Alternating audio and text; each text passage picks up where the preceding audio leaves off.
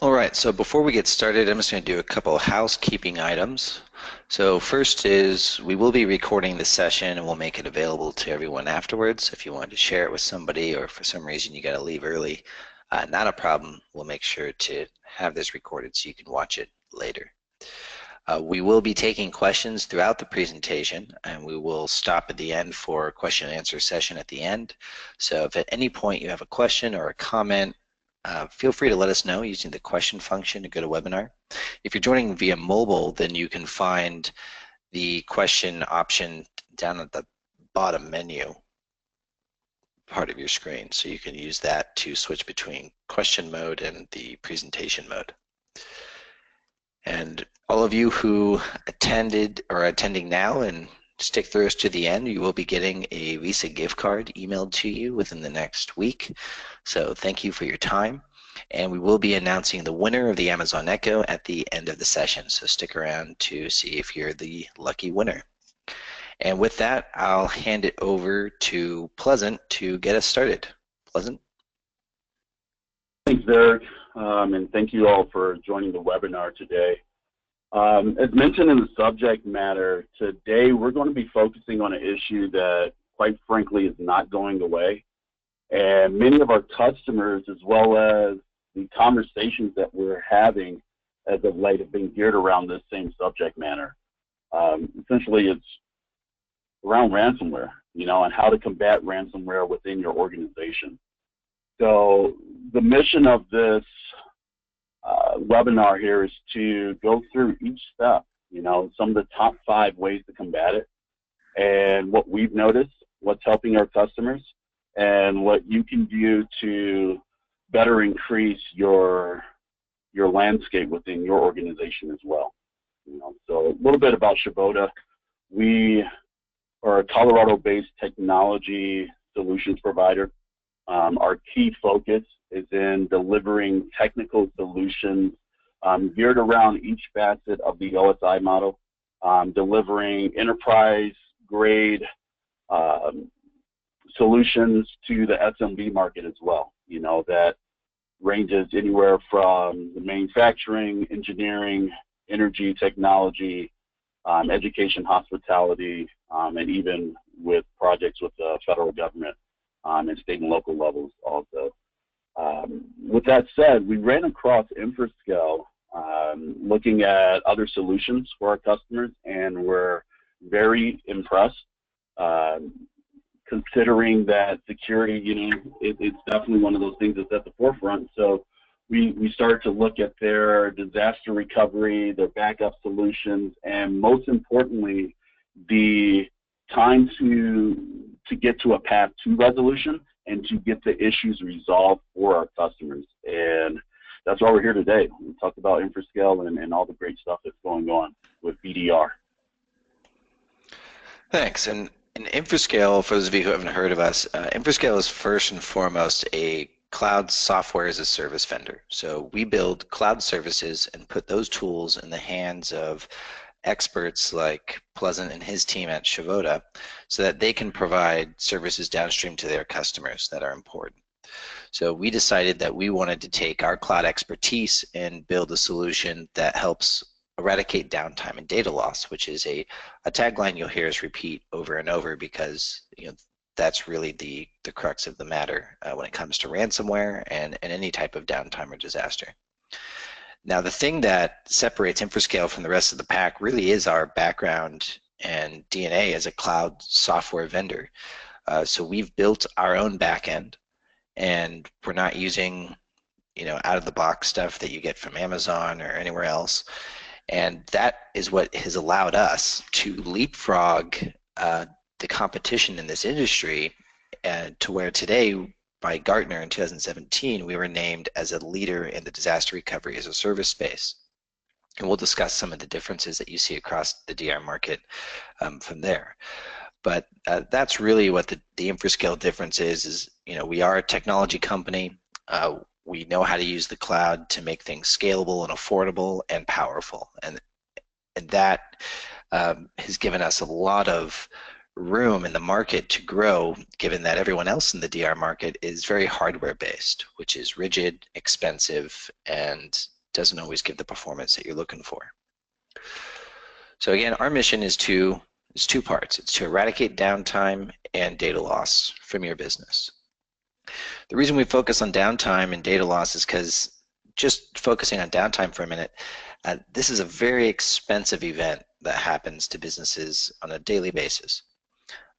Downtime is estimated to cost businesses across North America $700 billion annually in losses. The reason this number is so big is because downtime has a ripple effect throughout the business and the local community. And it's a negative ripple effect. So at each ripple, it comes back to your business.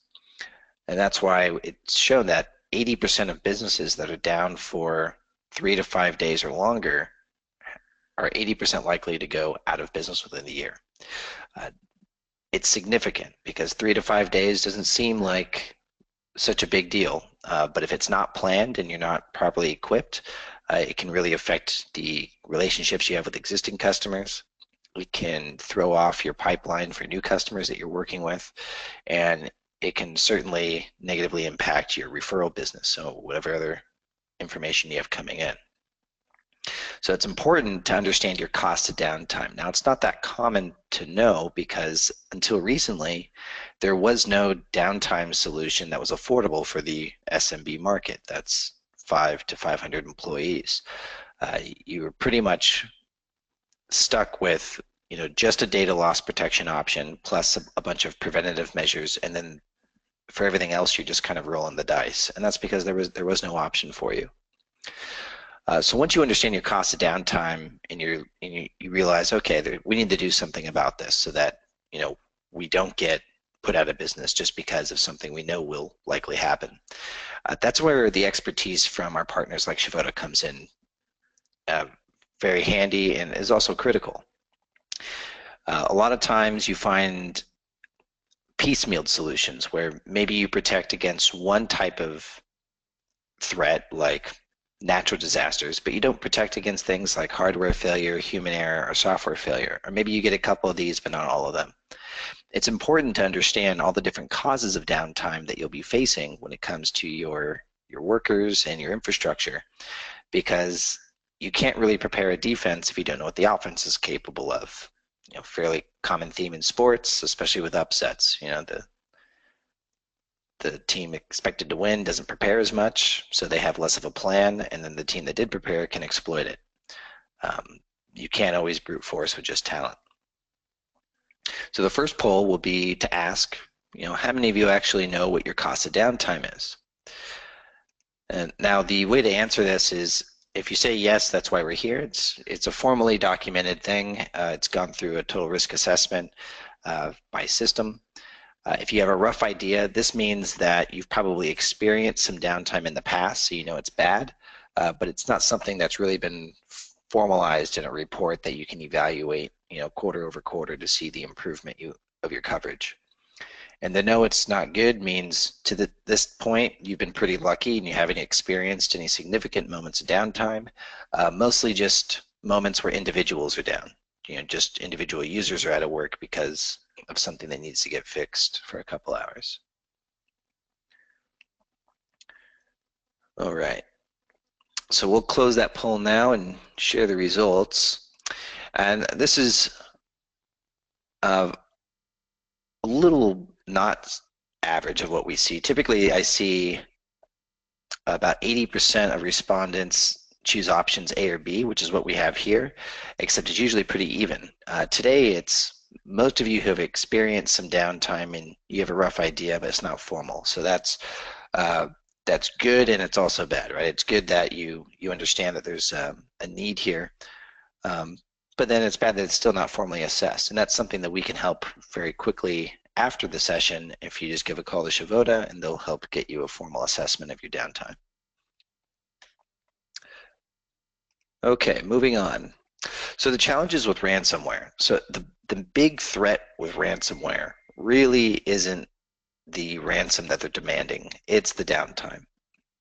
To give you some statistics about ransomware and its impact in the market today, Uh, as of today, a business is infected by ransomware every 40 seconds.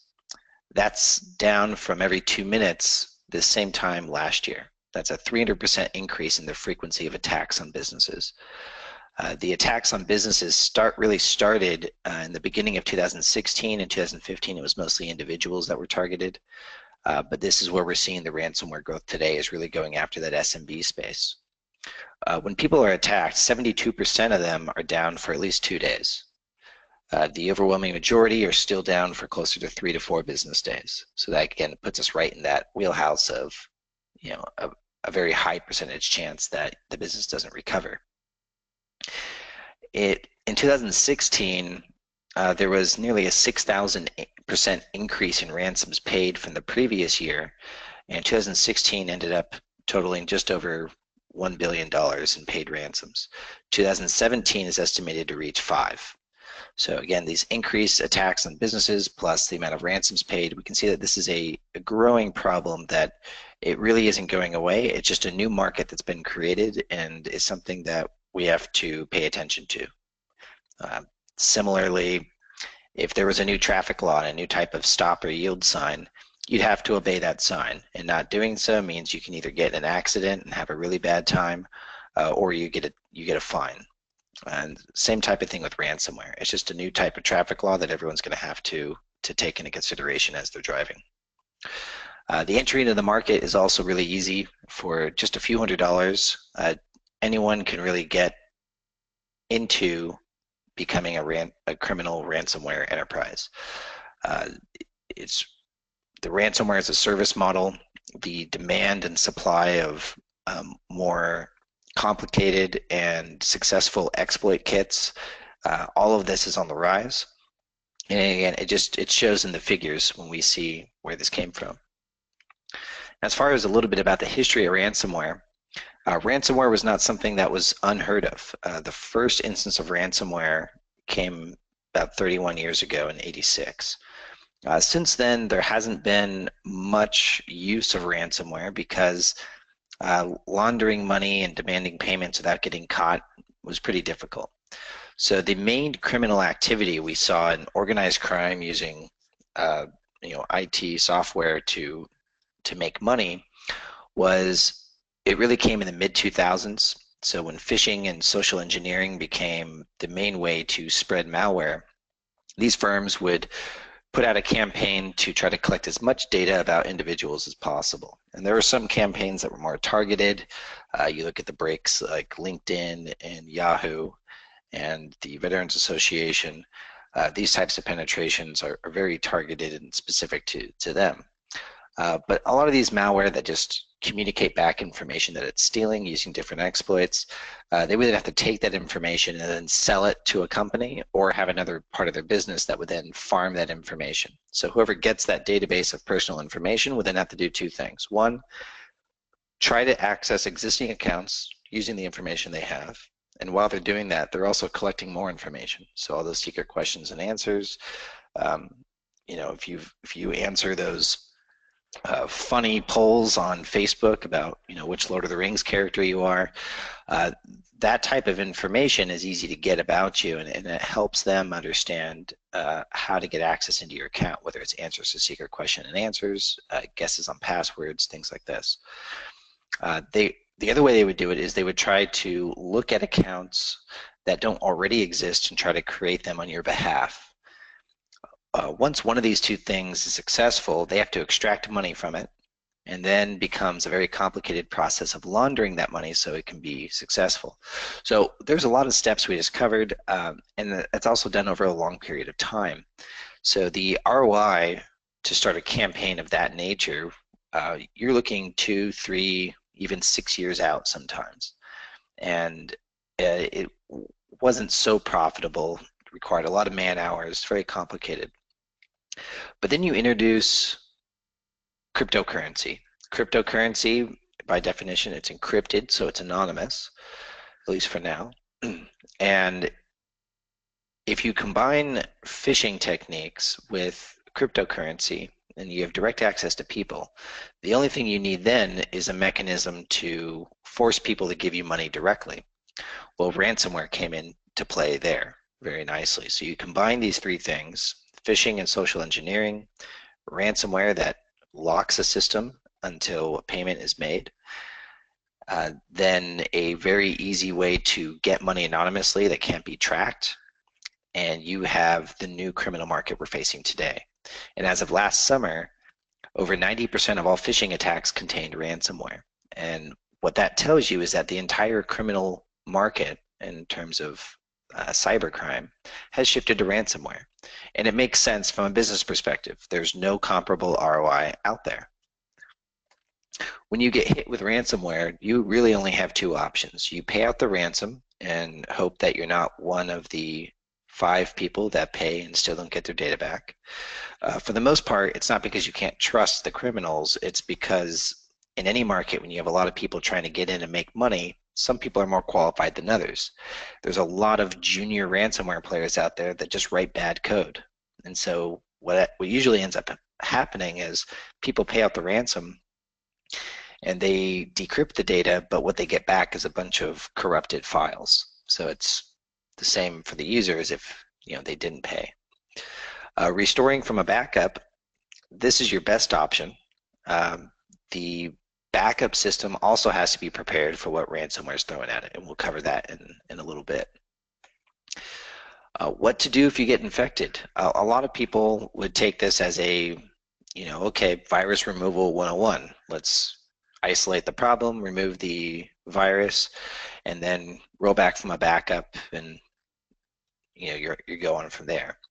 But with ransomware, the virus is a lot different because the same application that's encrypting your files is the same application that's going to decrypt them.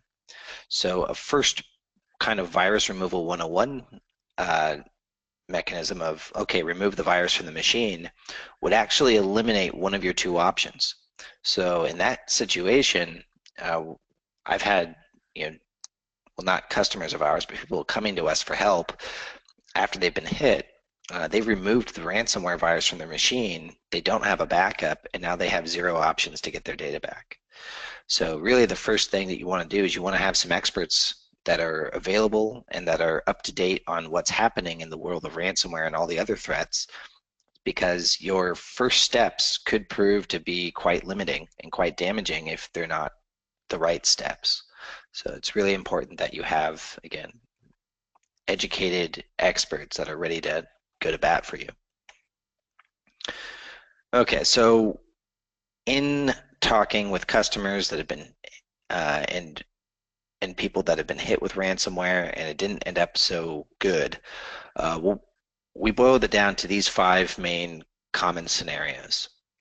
And these 5 common scenarios start with the lone wolf myth. This really just has to do with understanding what it is that we're facing when it comes to ransomware. You'll see and hear in the media, Democratic senator from Pennsylvania hacked by ransomware. When you have a headline like that, the unfortunate part about it is it does get ransomware attention, but the language used kind of misrepresents the threat. There wasn't this doesn't mean that there was some basement dwelling hacker who wanted to just target this senator. Likely he was on the list with a bunch of other end users. Maybe somebody just went to LinkedIn and just took all the LinkedIn contacts and sent out phishing invites to all of them. We don't know what the specifics are, but when it comes to ransomware, it is no longer, again, the kind of a manually targeted per issue type of hacking. It's productized, it's big.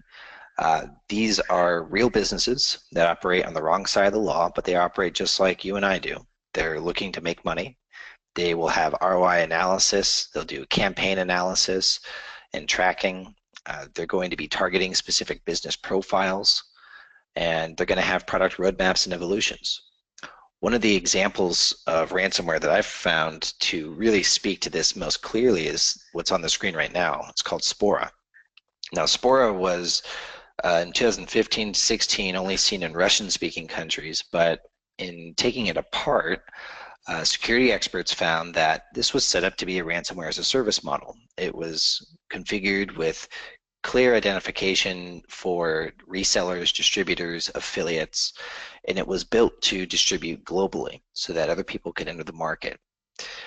We saw that actually happen this last February, and Spora started popping up all over Northern and Western Europe and North America.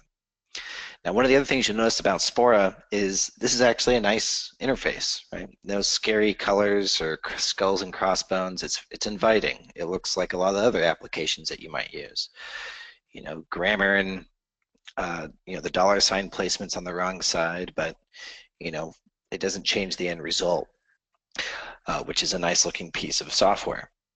The other thing is it has a built-in chat support window right here in the agent. So when you get hit by this variant, it'll lock out your computer except for this screen, and you'll very clearly be able to see the different options. You know, how many files that they've encrypted of yours, how much it's going to cost to remove. You can even pay a one-time immunity fee, and that'll make you immune to all variants of Spora as they sell it to other companies indefinitely. Their customer support reps are reported as being quite good, actually. We actually had a partner, had somebody come to them for help after they were hit by Locky, and he said that he has rarely had such a nice support experience. And they actually sent a survey to ask them how their support was, right? So that, as far as they're concerned, they're selling you a decryption service. It just so happens to be they're the reason that you need it in the first place. Now, when it comes to targeting, you know, how do you get targeted? Historically, you could say, well, I'm not that high profile, you know, we're not that active on social media. You know, we practice pretty safe browsing, so we should be fine. Well, none of that really matters when it comes to ransomware. The way that they target is just like anyone else does. So when they look at their decryption services and they say, okay, if your only options are to decrypt or recover from a backup, which persona would be most likely to need to pay? The SMB market is number one. You know, 35% of SMBs don't have any type of backup in place. Of those that do, it's going to be an even smaller percentage of those that have a backup that goes off-site. And of those, it's going to be an even smaller percentage of those that have a solution that can allow a full site recovery to get the business back up and running faster than if they just paid the ransom. And that's it. To get those contacts, there are plenty of legal ways to do that. You have marketing services, you know, a dime a dozen that want to sell you a list based on a persona that you identify with them. The other way to target is to look at different industries and to see what kind of pain points they have, and also so that you can focus your exploits to attack the common systems that those industries might have. So industrial, medical, financial, government. For example, the NotPetya virus, which hit in June, which was a month after the WannaCry virus, which set the record for largest cyber attack in history. The NotPetya virus was spread not even via phishing, but via an automatic update for financial software. So there was very little any of your preventative security services could do against something that penetrates your network in that way. As they move up through the industries and targeting businesses, you know, businesses react, they get more preventative measures in place, they get more serious about security, and then the criminals get to take a step forward in front of that. The big way would be what they're targeting, how they're targeting, and the advancement of the exploits used to not just get on the network in the first place, which is primarily phishing, but also through things like drive-by downloads and stuff that, you know, user training doesn't help against. And then it really becomes the power of the exploit kit to spread across the network. So when you have ransomware on your system today, what it's going to do is it's going to do everything it can to not get identified by advanced heuristics, anti-malware programs. It's going to search for access to different parts of the network. It's going to look for different users. It's going to look for different programs that are being used. And it's going to look for backups. And it's generally pretty easy to find the answers for all of those things very quickly without making much noise. The next part would be actually getting through and breaking through some of those access controls. Uh, they're going to use exploits from operating systems, from programs, databases, applications, firewalls, you name it. There are a lot of exploits out there, and they're going to use as many as they can before there becomes, a noticeably large virus that's on your machine to get through. And even NotPetya, they use the Eternal Blue exploit, which was stolen from the NSA, in addition to, I think it was 3 other exploits. So even if you were patched for Eternal Blue, it didn't matter. So again, just having your systems patched with the antivirus, preventative measures are 100% nearly by definition. So you have to make sure you're prepared. To explain what this looks like in a little bit of an animation, so through about 73% of ransomware infections are sourced from phishing, mostly via email. But there's other phishing methods that come in through social media like LinkedIn, Skype, you name it, anything where there's some sort of communication tool. And a lot of that can be hijacked. So you get a Skype message from a contact in your contact list. They weren't aware that they sent it to you. It contains a link. You click the link, and then you've just downloaded ransomware on your machine. What happened in the early days, and still with the newer or the cheaper variants that are still used, is that the ransomware would actually start and stop on the specific user that was infected, right? So they start infecting files very slowly over time, and then you get posted one of these bad boys. What happens today is it starts, again, looking across the network to see what you're connected to, and then looking across the network to see who you're connected to. It also uses programs for productivity, like Google Drive has come under attack starting this last fall, and Google Drive accounts are now looked at as a good way to spread across the network and to bypass some network security protocols.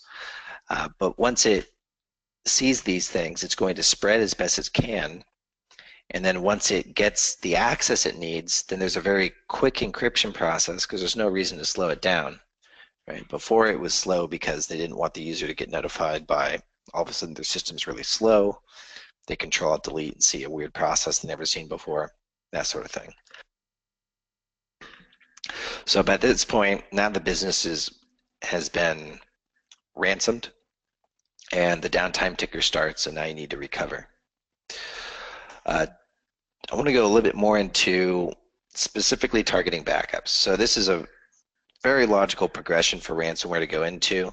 It was somewhat of a novel thing that started in mid-2016, but has now quickly become a fairly standard feature set of any ransomware package, is that you go after and eliminate backups. So Spora actually does a lot of nasty stuff as it's closing up. Once it gains access to the network and starts encrypting files, before it actually presents the ransomware message, it's going to run some different commands that make changes to boot status policies, deletes volume shadow copies, which are going to be backups. It's going to disable Windows Startup Repair. It's going to do a lot of stuff to throw a wrench into what is typically a virus removal exercise, and that's why we've separated ransomware as a separate threat from viruses, because of these differentiations. Now, targeting your network backups is very easy to do. And unfortunately, for the SMB market, this is the most common and only backup method that's in place. So if you have been holding off on adding an offsite backup option to your solution, when it comes to ransomware, that's no longer an option. You have to get your data off your network so that you can guarantee that you won't lose that data when ransomware hits. Now, just because you have it offsite doesn't mean that you're still going to be in a good solution in terms of downtime. So again, if your business goes down for 3 to 5 days or longer, statistically, you have an 80% chance of going out of business within the next 12 months. Scary stats, right? The way that you combat this is by making sure that the backups and the solutions that you're choosing are based on a clearly identified and reasoned restore time.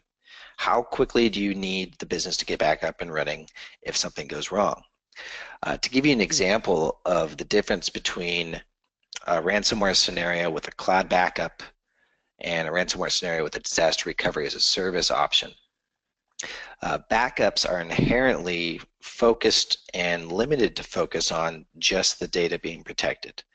So with a cloud backup scenario, the steps to recover a single database, one are a lot more, which means more chance for error, more time for delay, and more money lost. You'll also notice that until we get to step 6, we haven't even touched the backup system yet. We've just been preparing a recovery environment. That's a big part of getting a business back up and running, is just, do you have the right gear?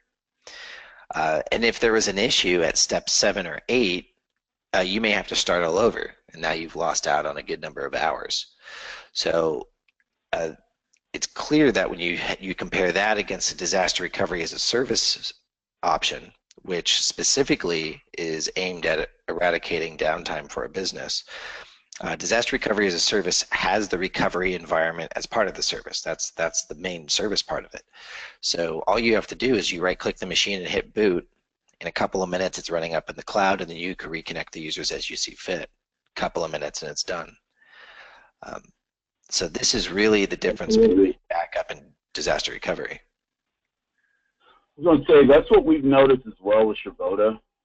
Essentially, for a traditional backup strategy, a lot of times the customer or client side is, we're trying to make an estimate of an estimate, and then try to determine an ETA for, the quickest path to resolution. Where, what we've noticed here with the disaster recovery system with Infrascale, we know what the time to resolution is. And not only do we know, but the time is dramatically less than having to go more of the traditional method of just a backup. Right, and then you combine that with what is very common when ransomware hits your network, which is you need to recover the whole network, right? Because almost all the users are going to be hit, almost all the machines are going to be hit, the servers, and so you're going to have to multiply that 4 or 5 hours for that one database times everything on your network, and that really becomes the major downfall of a lot of businesses, and how they really haven't been prepared for ransomware by their technical staff or their MSP. Now, to explain a little bit about full site recovery and why this is so complicated, this flow assumes that we already have the recovery environment ready. Okay, so we've already gone past all those hours of work for non-DRaaS customers. But when you're actually starting to stand up the whole network, there are dependencies between each piece. So the first would be your domain controller. This is your mission control, your flight control. It's handling everything. So that has to get set up first. Once that's ready, then the techs can start plugging in your primary servers. These are the things that hold your customer information, allow you to communicate with customers, and allow your customers to submit more information to you. There's going to be some configuration changes needed on each of these to make sure they're all working nicely together, and then you can start going with your tertiary level services like your file server and your web server. Then again, configuration changes to make sure everything's good, it's tested, and then slowly more users are added. Once it's verified that the first batch of users are up and running and there's no issues, then you can start plugging in everyone. And that's a lot of steps and a lot of time. And those dependencies and those steps are going to be very unlikely documented. Or if they are documented, it's very unlikely that the documentation has taken into account any recent changes. It's expensive and time consuming to keep that type of documentation up to date. So usually what happens is that when the techs get called for recovery, they know how to recover, they know your system, and they use their training to very quickly discover the next steps as they're going through it. And that's part of the reason that, Pleasant said, it usually becomes an exercise of, we'll have an ETA for an ETA in an hour, right? So rather than, we'll have you back up and running in an hour, and then we'll go and do a full site recovery. So what we've done to help this along is we actually built in a boot orchestration tool that allows you to document the order in which your whole network would need to get recovered. And you can group these by different machines and different applications so that you can boot them according to the dependencies that you have. We can put in pause times in between each group so that you can allow for those configuration changes. Usually we get those scripted so that they can be automatically deployed. And then you go into the next group. So what happens now is that you've just taken a very complicated process with a lot of steps, and we've boiled it down to a single run button that can be done in 15 to 20 minutes. And on top of that, we are the only company that you'll find that not only has a 15-minute restore time guarantee, but also that we post live results of customers using the Cloud Boot function on our public website. So this is a screenshot of it, and if it was in the web, the way you would read it is you mouse over one of these circles and it'll tell you how many different Cloud Boots were initiated on this particular day, and then this signifies the numbers, so bigger circles are more events, and then this is the time on the left. So on this particular time, we didn't have any Cloud Boots that took longer than 2 minutes, and speed is frontmost priority for us. So even that 15 minutes, we hope to be able to reduce that in a short amount of time.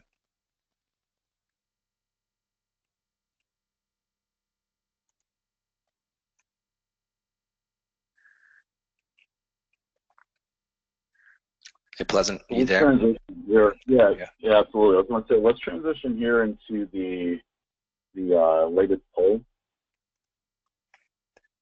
And essentially, it says, if ransomware was to hit your business today, would you be prepared? Post but no cigar. Yes, you're ready. Or no. Right, and if you're answering yes, let's assume that your restore time is 6 hours, because if we held you to what we can do, there's going to be very few people answering yes today. So yes means 6 hours or faster, close but no cigars, anything longer than that, and then no means you probably have to pay a ransom. If you don't have an offsite backup, that's an automatic no. That should be the default ransomware test case scenario, is you have to restore from an offsite backup.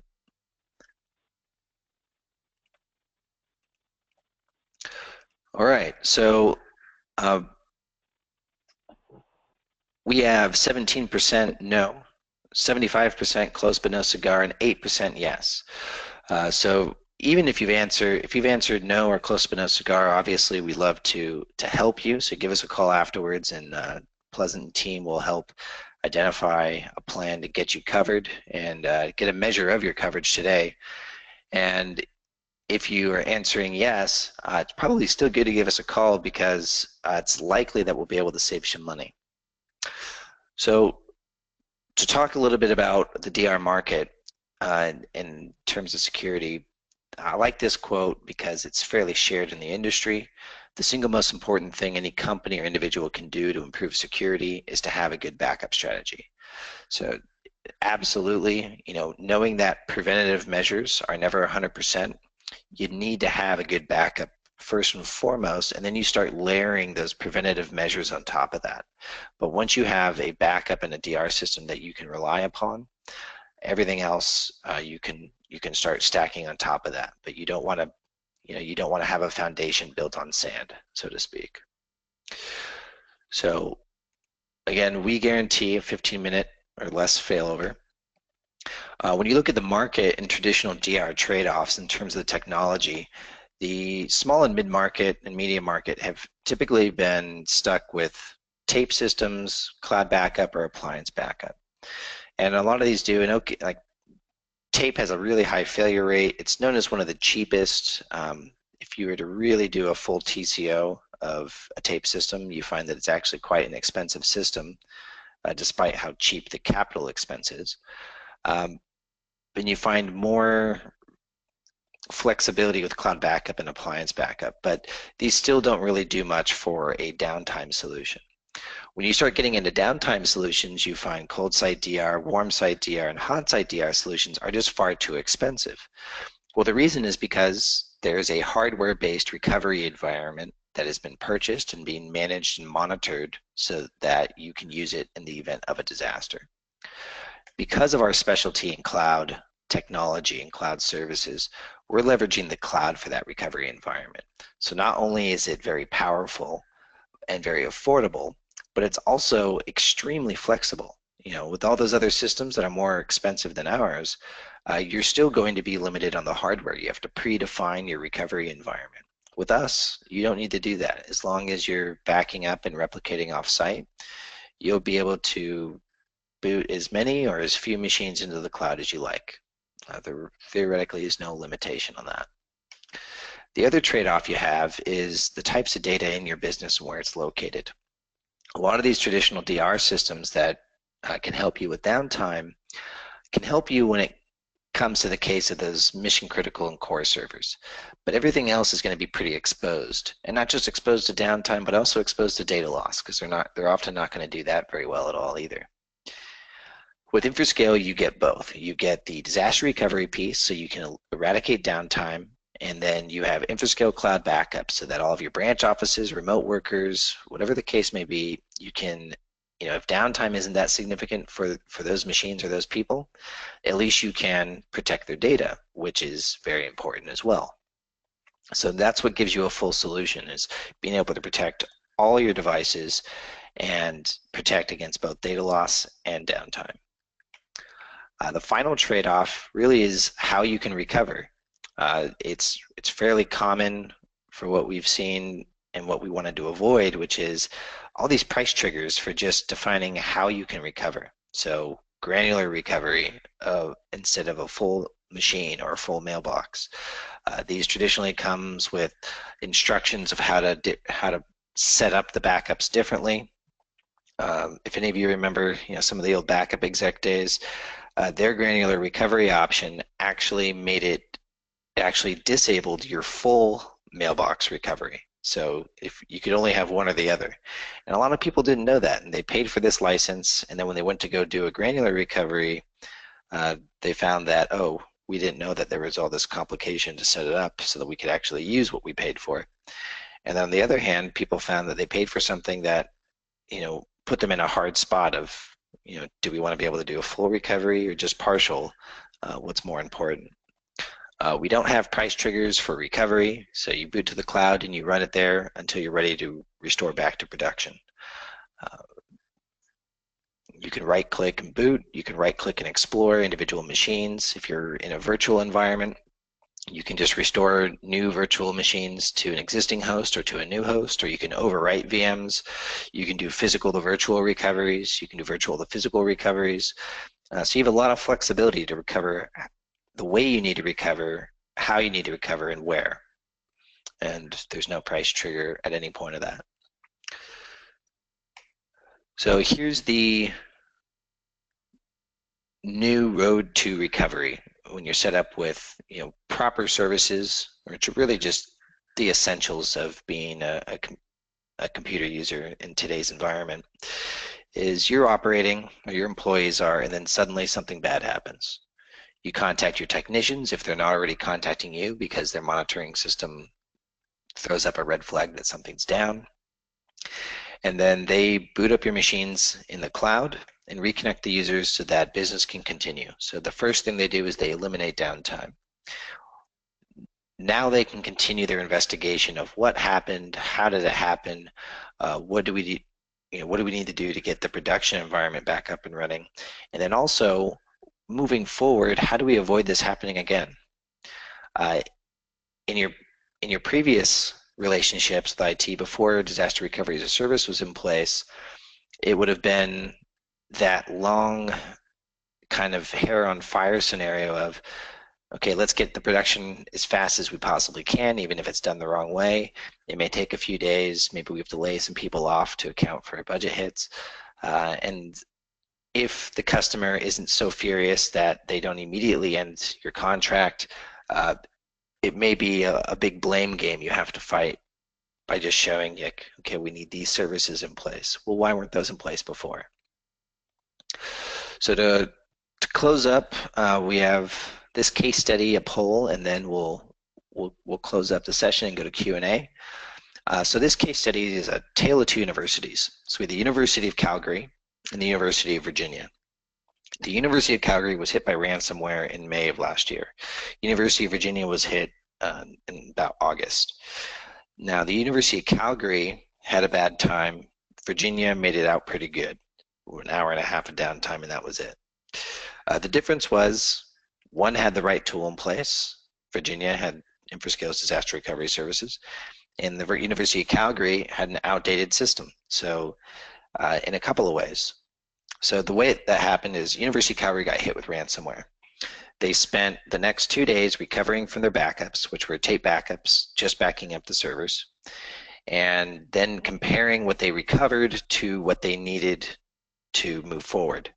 What they found was that they weren't protecting any of their end users, and most of the users, or just about all of them, weren't saving their files in the locations they were told to. So in short, they were only protecting the servers, hoping that the users were going to save everything on the server. That didn't happen. They didn't have any end user data. They had to pay out the ransom. It took up another two to 3 days to get a Bitcoin account set up, get funds into that account, and then make the payment. And it took another 2 days to get the decryption done, and then reconnect everything and verify everything was good to go. By the end of it all, it was 10 days of downtime. They paid out a $10,000 ransom. Fortunately, they went public with their experience, and that's why Ellen was set up properly when they got hit, because previously they weren't. And she saw the scenario, she saw the setup, and realized that's exactly what we have going on. And one of the things that kept sticking out to me when we were doing the interview is she kept saying that she was so impressed with the speed of recovery during the demos that she had already told herself she was going to get this product in place despite any of the asterisks that were going to come up later, meaning hidden price triggers, hidden restrictions, things like that. But then at each stage, through the proof of concept to finally signing the contract and getting it installed in the site and doing the first test full site recovery, she said one of the most shocking things to her was that there weren't any gotchas. So not only was she happy with the restore time, but she was happy that it just worked as shown. When her business got hit, or her department got hit with ransomware, it faked an email from an office printer scanner. So everyone got an email from a contact in the office that they knew and trusted with a very familiar email from their office printer scanner, or so they thought, with an attached PDF. And naturally, everyone opened it up thinking it was fine, didn't look like phishing, and everyone got infected. Ellen gets called. She immediately logged in to the dashboard, and she was at home at the time when she got called, and she just started wiping out profiles and recovering. Within an hour and a half, she had everything back up and running and back to normal. She actually attributed about 20 minutes of that time waiting for the big thumbs up from the powers that be. But that's part of your recovery time, right? Any administrative steps or approval processes, that should be part of your recovery plan. So we left it in there as an hour and a half. And that's a good recovery time for what could have been a lot worse, as you saw with Calgary. Since then, she has been the example for the University of Virginia of how to set up IT. So a lot of the other schools at the University of Virginia have followed suit because it was so clear that having the right tool in place was really the difference between a bad situation and a good situation.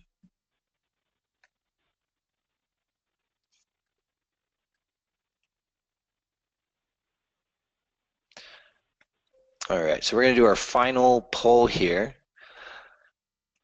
And I'll let Pleasant talk to us a little bit about what the evaluation includes and what you should expect and what else is on the table.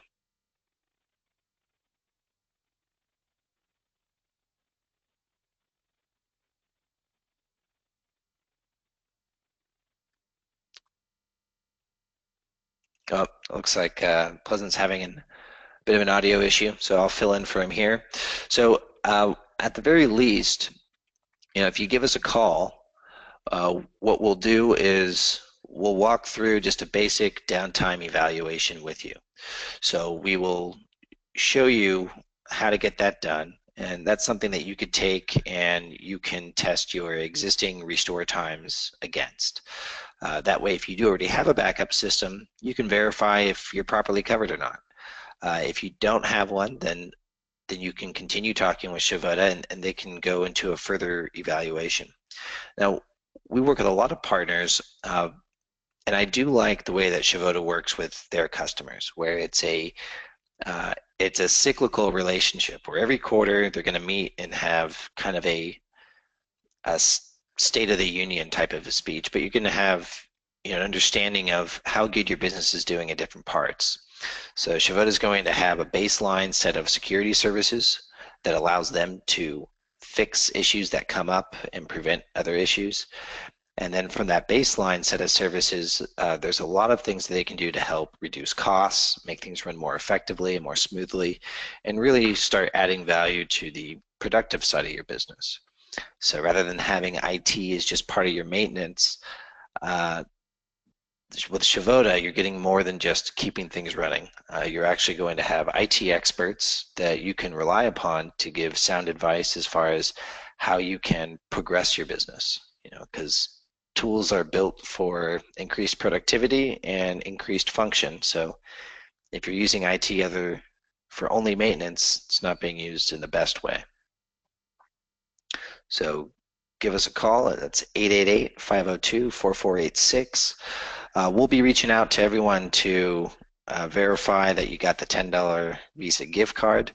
And for those of you, I think we're going to take some questions. Got some good questions in here. And then we'll announce the winner of the Echo in a couple of minutes. So first question, you mentioned Google Drive. What about OneDrive? So I'm not aware of any OneDrive specific variants, but I think it's safe to say that any file sharing system like that should be considered as an entry point into your network. Just kind of common sense. I use OneDrive. OneDrive, Google Drive, those are not backup systems. We do have cloud application backup options, and they should be backed up. But really the definition of a backup is something that could prove ownership of that file or that content in a court of law. So if you're able to make a change, like in Google Drive or Google Docs, that's not a backup. That's now a primary file. That's a primary copy. So you should be backing up all these things.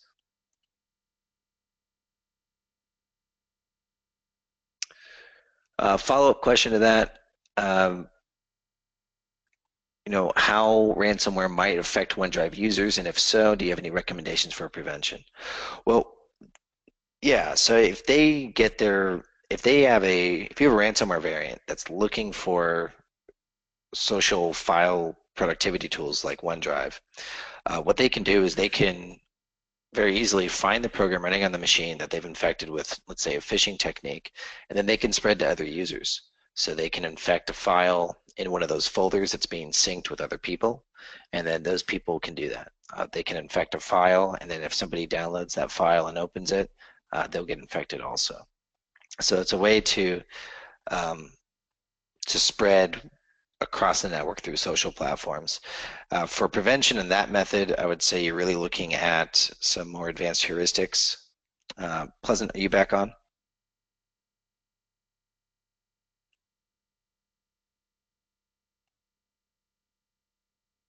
Okay, I know Pleasant's got some great security tools that he uses, but you're looking at your inner perimeter security tools in this case. So you're looking at ways for advanced heuristics to identify problem files when they're on your network. You're probably going to want to set up some controls so that none of the users are administrators, so that they can't run applications or programs without administrative approval, which is sometimes a pain, but it can be the difference between an infection and not one. But you're going to want to make sure that all of those files are being backed up, so that way you're protected from data loss. I got another question. When you boot to the cloud, how much does it cost? Or is there a time at which it starts costing you more money? I imagine we can't run it forever. Well, that's true. We will be in contact with you if we see it running for an extended period of time. We did not build it for a way to outsource your computing to our cloud. Uh, but we don't have any price triggers. So we had a customer that had a hardware failure, it was a RAID card, and their team booted up to the cloud and ran it from the cloud for 2 weeks. And that gave them the time to do the research and get a proper kind of decision-making process with everyone involved for new hardware to get set up and configured before going back on site. Another question, once you're booted in the cloud, how do you get back down to production? Right, obvious question that I didn't actually address. When you're running from the cloud when you're ready for your production environment to become your production environment again, what you do is you would schedule, you're going to have to schedule some downtime. So you would power off the machines in the cloud, and then you run a backup to those that would be replicated to the primary appliance on site. And then once that's done, you just push that to the new environment. Eric, it's Pleasant here. Just having some audio issues. Can you hear me now? Yeah, loud and clear. Perfect, perfect. So circling back on the question as far as some other tools, one of the other partnerships that we have is a very unique company called Darktrace. I think that it would be probably the ideal tool for that solution, specifically because it's something that looks at the organization from a more, let's say, genome type perspective, right? Where it'll scour the network and look for abnormalities across the board. Yeah, definitely a very cool piece of technology there that is bringing it a little different. So we have a taste of anomaly detection in the backup system. So we're recording files and the rate of file changes over time just so that we can properly scale growth in the back end and understand what your growth needs may be as far as your backup and DR needs. And by using that information to show anomalies in file changes, because all ransomware, there's going to be different exploit kits, there's going to be different names, different encryption methods and modules and all that. But if we just look at the very common basic, which is ransomware changes your file, our system recognizes it as a changed file or as a new file.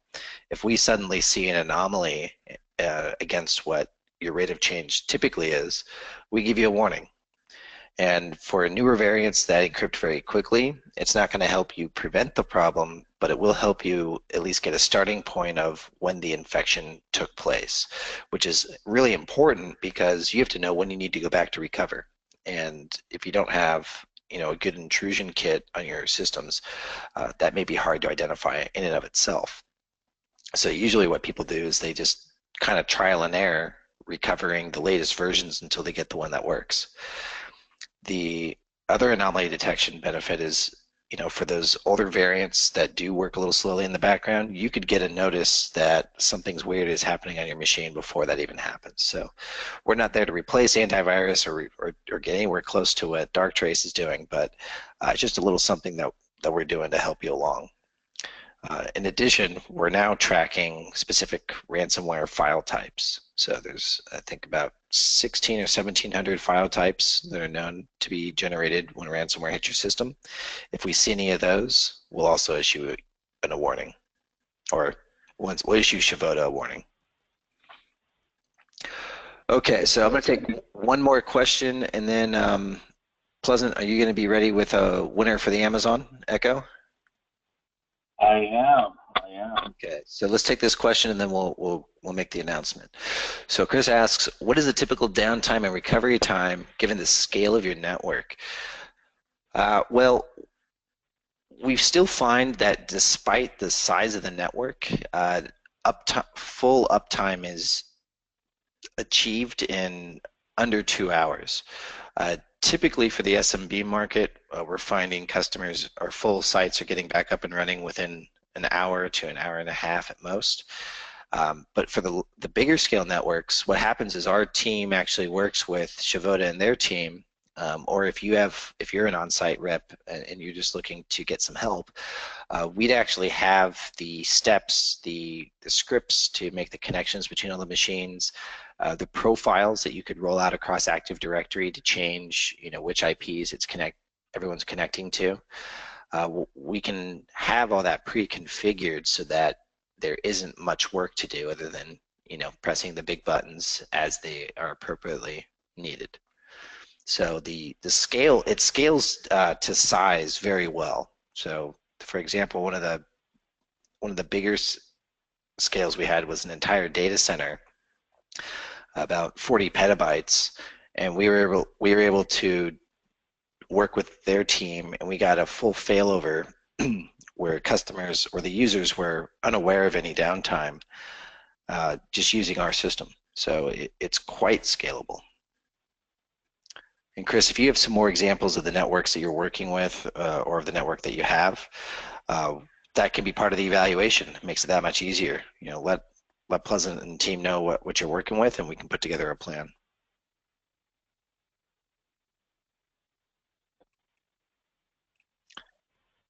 Okay, so here comes the drum roll, and Pleasant, are you ready with the name? Drum roll. Who's going to win a new toy? Bill Middlecamp. Middlecamp, come on down. You just won a new toy. So Bill says he's here. All right, Bill. We'll be reaching out to contact you and verify shipping details, so no need to type it in here, unless you give us a bogus number to call you on. But give us a number that we can reach you at quickly, and then we'll set up delivery of your new Amazon Echo. So congratulations, Bill. There we go. All right. I think that'll close it up for us today. So thank you. All right. Thanks again, everybody.